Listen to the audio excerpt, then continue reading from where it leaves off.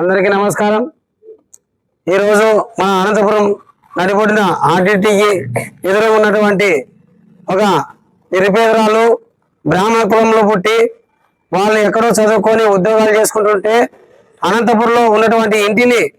ఇక్కడ ఉన్నటువంటి లోకల్లో ఎమ్మెల్యే గారి పేరు చెప్పుకుంటూ కొంతమంది రౌడీ ముఖాలు అలరి ముఖాలు ఇలాంటి ఇళ్ళని ఎవరైతే తాళాలేసి ఇల్లు నిశ్శబ్దంగా ఉంటాయో అలాంటివి ఆక్వై చేసుకొని పరిశోధన చేసుకొని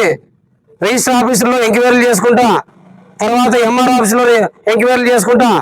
తర్వాత వారు రికార్డులు మార్చి మా ఇల్లు అని చెప్పేసి సొంత ఇంట్లో ఉన్నటువంటి వాళ్ళని తరిమేస్తూ తర్వాత వారు భూ కబ్జాలకి ఇల్లు కబ్జాలకి చెరబడుతున్నారు। కాబట్టి దగ్గుబాటి ప్రసాద్ గారు మీ పాత్ర ఉంటే కనుక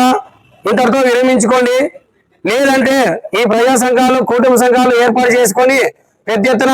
అనంతపురంలో జరుగుతున్నటువంటి అవినీతుల పైన తర్వాత మున్సిపల్ కమిషనర్లో ఉన్నటువంటి పరిధిలో ట్యాక్సుల పైన తర్వాత